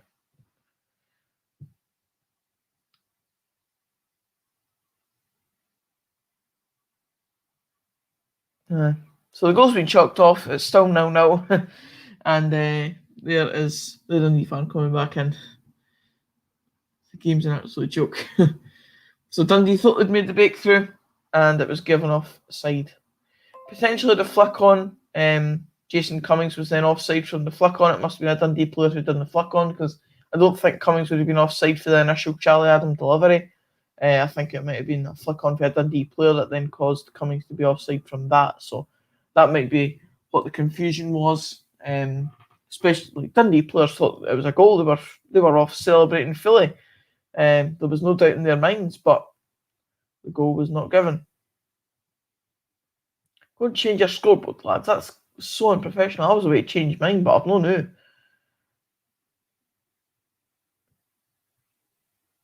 Mullen picks it up though. He's driving at the wing. Too far. Runs the ball out of the pitch. Nikolai Todorov coming off for Inverness and Cameron Harper. That's what they're saying anyway. Number 16. Who was number 16 for Inverness? Number 16 for Inverness. Not sure. No. Harper was in the starting lineup, as you can see on the screen. But number 16 is coming on right now. What is going on? What is going on with this?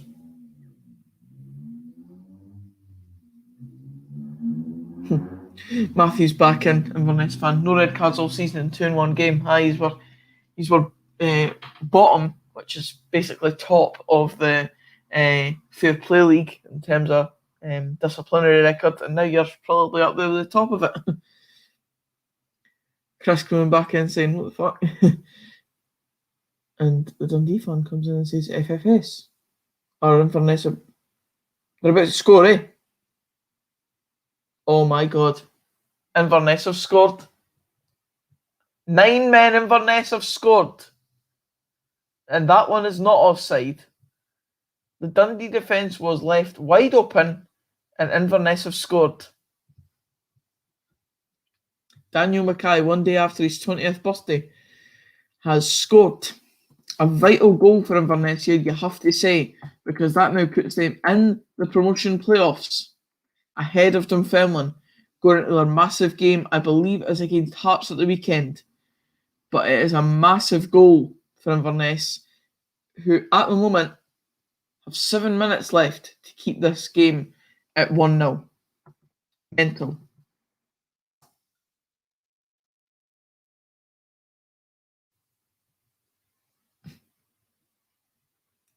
This commentator, one of the best games of football you've seen at the Caledonian Stadium. I beg to differ, pal. I've probably seen better games and I've seen some howlers. God, doesn't get me started, man.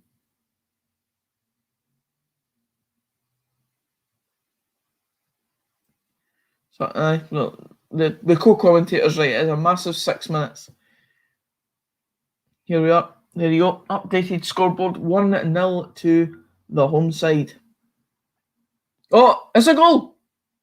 It's a goal for Dundee. Looks like the Ashcroft again.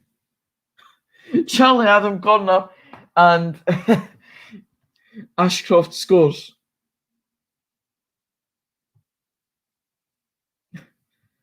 So there you go. There's the two sides of it. Matthew, the Inverness fan, oh my god, yes. And then Dundee, get in, better get another. I've just updated my scoreboard and now I need to update it again. This has been a game of virtually nothing in terms of actual goals and then 2 within 2 minutes. Dundee will have to go and look for a winner here. I'm going to leave the scoreboard as it is for now because Dundee are attacking and they now have a corner. So I'm just going to leave it as the now. It is 1-1, so I will update it as if that does indeed be the case after this corner. But Dundee have turned it around a bit here.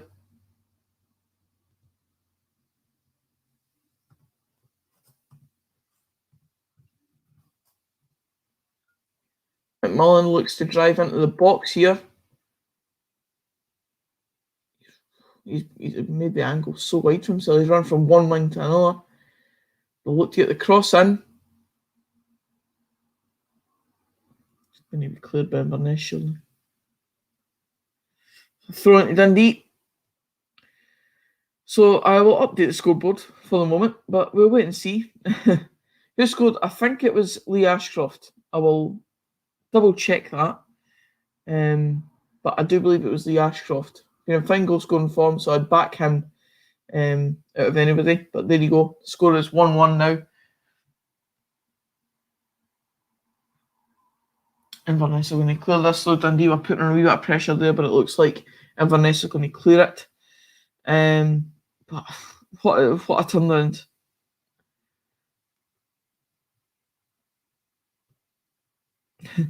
Can't believe Dundee have scored. They never scored. I know, mate. What is going on? The last 10 minutes have been just a complete shambles. But Dundee are on the attack here. They are going to get a ball into the box at some point. Charlie Adam on the edge of the box here. Can I take a shot? He's not got the space. Oh, the ball's gone through. Cut inside. Cammy Kerr takes a shot. Goes wide out for a goal kick.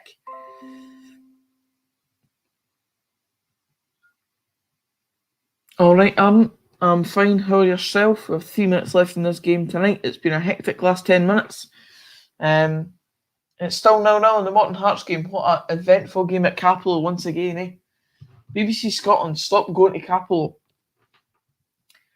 Never get any goals. So just a few minutes left here. I said I wanted a draw.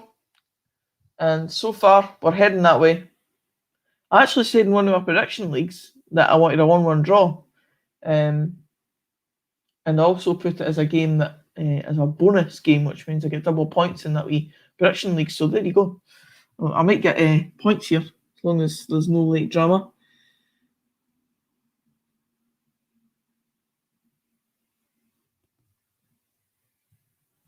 So Inverness have a free kick here.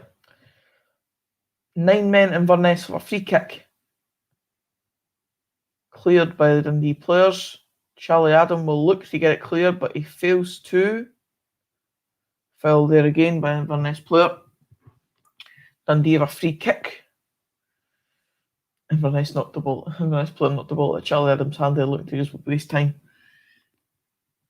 Can't believe. I mean, I know it screams when you see that. They just always look to show the bigger teams. And Dundee United were a bit more exciting last season, but they constantly showed Dundee United last season as well. They're now constantly showing Hearts. They just go for the biggest team in the league to show on the majority of occasions. It's like Sky Sports for Rangers and Celtic, essentially. They get championship coverage and they barely cover a game outside of the one big team in the league. Try to watch both games at the moment because we're a minute away from them both ending. Stephen Naismith getting the ball in for Hearts here. Nangeli takes a shot and it goes just over the bar, deflected. Hearts corner. Whilst Dundee are looking to get across into the box here. McMullen is back out wide. Cross into the box. He's going to get a shot away. Oh, deflected. Dundee corner in the dying seconds. And yes, there was 2 reds. I believe Brad Mackay and Scott Allardyce got sent off. First one I thought was... Oh, we'll leave it. we'll leave that. We'll leave it until the end. There's chances coming here. Paul McMullen looking to get another ball in the box. He's got the cross in, but it's out of play. All right. Away out for a throw-in. This one looks like it's going to end in a draw. Entertaining we last 10-15 minutes here. Glad we've seen some goals, and it was definite drama. I feel like I've got my money's worth now. There was chances before, but we just needed the goal, and now we've got 2 in the space of a few minutes. It definitely caused a bit of drama. So decent enough we game this, and our draw suits Dunfermline, so I'm relatively happy. Especially with these 2 teams' next games being against the quote-unquote better teams in the league and Wraith and Hearts. So it really does suit Dunfermline, I think. Inverness pump it clear. Dundee will be looking to push. Still for this goal, though. Charlie Adam can't control it, though. And Inverness will look to just pump it clear again, you imagine. Oh, fails to. Failed to clear it there. Dundee throwing. Dying minutes. We're into added time now, though. Time is really lacking. Morton game was chosen because they thought Hearts were going to win the league tonight. I will. Once they realised Hearts weren't going to win the league, then they should have just let it go away.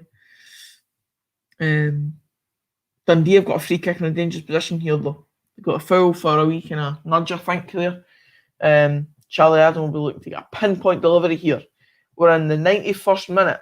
We'll be heading into the 92nd by the time this free kick is basically delivered. Very limited time left. Charlie Adams with the delivery. It's a shot for Dundee.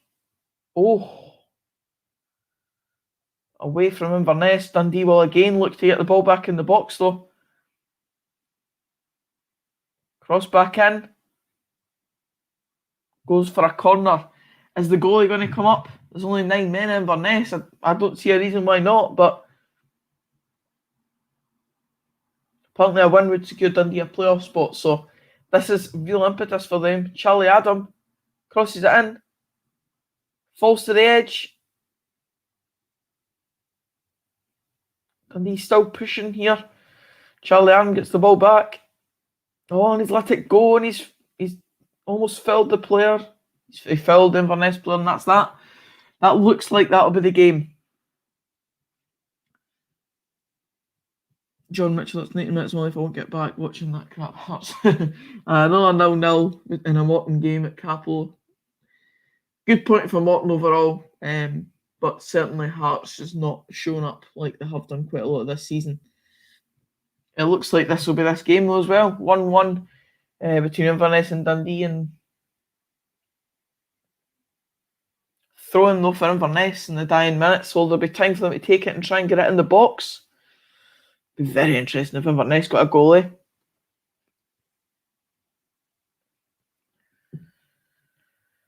Are they just going to take it in at the corner though? Waste time? Looks like it.